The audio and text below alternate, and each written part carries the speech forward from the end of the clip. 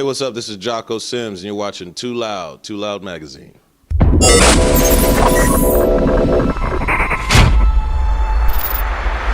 right, it's Ash Michelle with Too Loud Magazine, and we have Jocko Sims from New Amsterdam. How are you doing? I'm doing good. It's good to be here.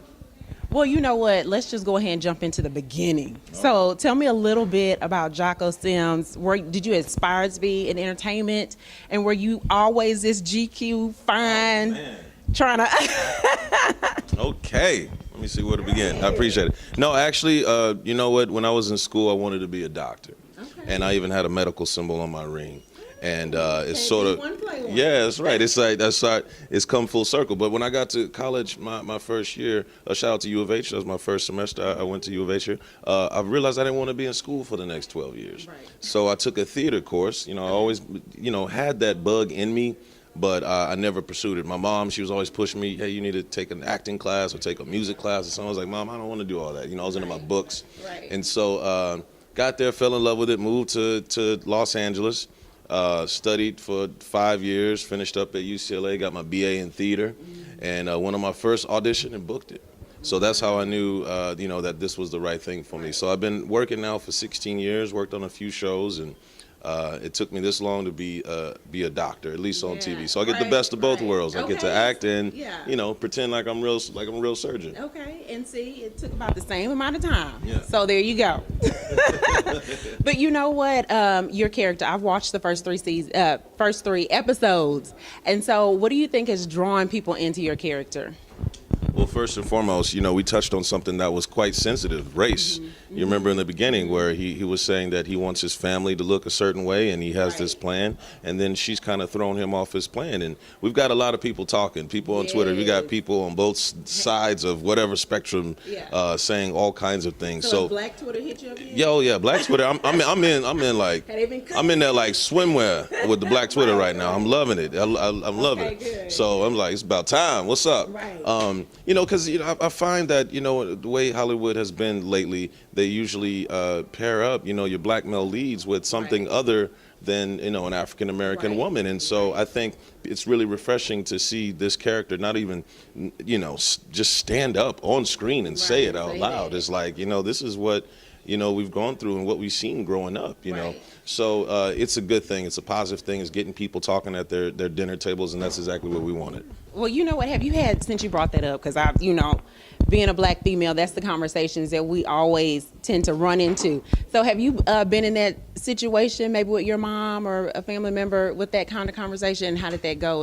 Yeah. Well, first of all, growing up with my mom, who my parents split early. My dad lives here in Houston. I have a strong, awesome relationship with both of my parents. And so growing up with more or less like a single mom, I would hear that. We turn on the TV and the athletes, especially back then, in the 90s, don't want to age myself, you turn around and see this person as soon as they got it, and there's, I think psychologically there's a lot of things to look at why that happens. Right. I think in general sometimes people are interested in other, and whether you're in tables have turned, as well. You see the other way around. A lot of y'all know what we're talking about. We're trying to just dance lightly on it, but yeah, I have experienced it. I've dated outside my race, and I've struggled with whether or not to take this person or that person home to mom. Okay. And but at the same time, I think, it's just something that people need to know, that people feel this way. Right. And I think my character Floyd Reynolds, he throws it right out there. In the third episode, you saw that he's talking about not even just with race, but with gender. Yeah. There's only 19% of surgeons in America are women. Right. And that's messed up. What is that about? About all of these industries that are sort of just like weeding women out and women of color. So Floyd makes it a point to hire only women of color first. And so also we're going to see like more conversations like that throughout the season with other ethnicity groups, because it's different conversations. So can you kind of give us a hint? Are we going to get? Yeah, I mean, the race thing, also what we don't want to do is just hit them over the head with race all the time. But we want to hit you with the real issues. So you're going to be dealing with that.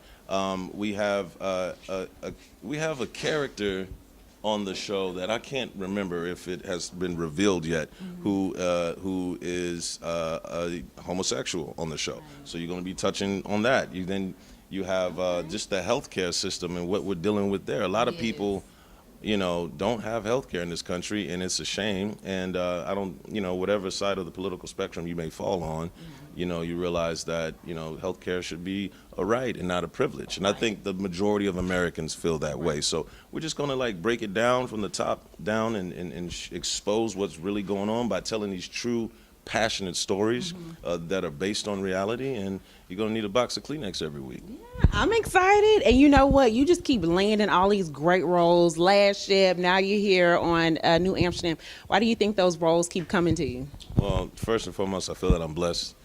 Secondly, amen. Secondly, I work really hard. I take pride in what I do. I like to tell people, people who are aspiring to do something like me. I grew up here in Texas, and now I'm living my dream. But the thing is, I always tell people, you got to get out of your own way, because that biggest hater that we have in our lives is that little voice in your head that tells you you're not good enough, you're too black.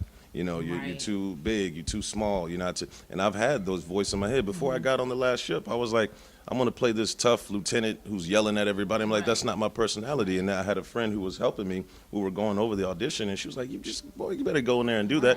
And I went in to do 5 episodes, and that 5 episodes turned into 5 seasons because they kept me on the show. So here I was doubting myself, and then ended up playing that a role of a lifetime until this new role in New Amsterdam, right? Until the new role, right? Okay, well, we're going to ask you a few little fun questions. Okay. So if you finish the sentences and either or. So you ready? Right. Okay. So the first one, the last person I spoke to in person or on the phone last night was? The last person I spoke to on the phone or in person. I truly don't know. I was with my family. They were here. I got to think for a second. Let me come back to that one. Okay. So I was blank when I had... My dad. Your dad. My father, yeah. Oh, and I saw you posted a picture with Dad. That was sweet. Absolutely. Shout out Pops. Jocko Sims Jr. Right. What's up? So I was blank years old when I had my first breakup. I'm going to say I was 18. 18? My brother's over there laughing. You know who it was? Don't say the name. All right, cool. Yeah. I would have thought 8. No, 17. No, I was. No, the first real one, the one that hurt was, I was in high school. So yeah, it was a little rough. Yeah. Then she came back around, but it was too late. Oh, you was bloop. Yeah. Too late. Too late. So the corniest pickup line I told was. You're gonna love this story. Okay, tell me. This line was actually to Kelly Rowland. Oh. Because I used to work at Albertsons on Highway 6. Are you serious? Yes, I did. When I was going to college here, I was 19, and Kelly Rowland came into the store, and I was starstruck, smitten. I wasn't starstruck. Wait a minute, were you the bagger or the cashier? Which? That's a great question. I was a cashier, but I was closing out.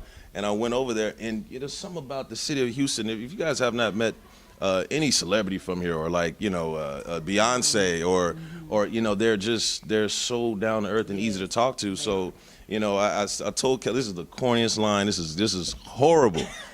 I said, first of all, I said, so what's up on the hookup to your next concert? She goes, everybody says that y'all were supposed to support us, and I said, support you. I said, I could pay your bills. Get it, bills. Oh, pay your bills. And she just went, and then, but when she was, she was on her way out. She was, I went over there and started counting out my money, and I was watching her, and she was going out the store, and she looked and got eye contact with me and waved like that. So she was, she's very nice. Still being polite. Yeah. Oh, that's that Southern charm. That's all. There you go. That didn't mean anything. She was just being nice. She was just being nice. She probably was just being nice. Okay, 2 more either or, and then I'm done. Okay, do you prefer to cook, because I know you cook a lot, or eat out? I prefer to cook now. I love to cook. I love to cook. I like, what I like to do? I like to make a nice steak. I take my cast iron skillet. I take a bone-in ribeye about 1.5 inches thick. I put it in the oven to get that center cooked down to a medium medium rare for most people. Yes. And then I'm gonna reverse sear it. I'm gonna sear it and put in the rosemary and the garlic and the butter. And, I'm hungry now. Okay, yeah, yum. Yeah. Okay, last one. Okay, would you prefer your spouse to have a missing ear or a missing toe?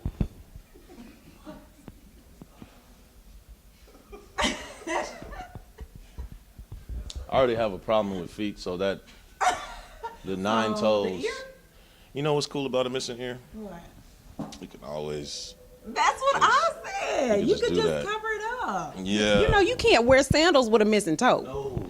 No. You know? No. Thank you. And my We boy, agree. my best friend Kerry Terry's over there. He's all about the toes, apparently. Okay. So we ain't gonna fly with that, right? Till you can't have 9 toes. So it's gonna be the ear. It's gonna I'm be gonna the take the ear. Yeah. Thank you so much, and thanks for having fun with us. It was awesome. I hope you had fun.